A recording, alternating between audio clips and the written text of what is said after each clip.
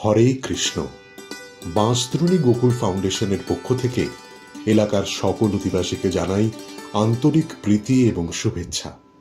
15ই June অর্থাৎ এই রবিবার গোকুল ফাউন্ডেশনের পরিচালনায় থ্যালাসেমিয়া আক্রান্ত শিশুদের সাহায্যার্থে একটি স্বেচ্ছায় রক্তদান শিবিরের আয়োজন করা হয়েছে। অনেকেই আমরা জানি না যে এই রোগে আক্রান্ত শিশুদের কমপক্ষে মাসে 2 বার নতুন রক্তের প্রয়োজন হয়, শুধুমাত্র বেঁচে থাকার লড়াইটা চালিয়ে যাওয়ার জন্য। তাই এই দান প্রকৃতপক্ষে ওদের জীবন দানের সমান। এছাড়াও রক্তদান স্বাস্থ্যের জন্য অত্যন্ত উপকারী।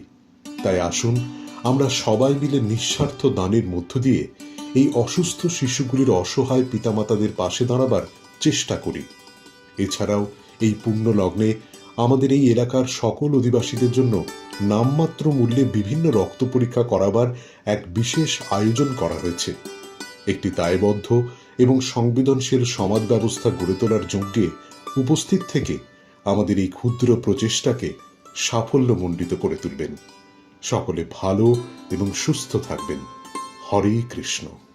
মনে রাখবেন 15ই জুন রবিবার রক্তদান শুরু হবে সকাল 10:30 থেকে ও রক্ত পরীক্ষা সকাল 8:30 থেকে। স্থান Gokul preschools, Joyshree club, Kali মন্দিরের নিকটে।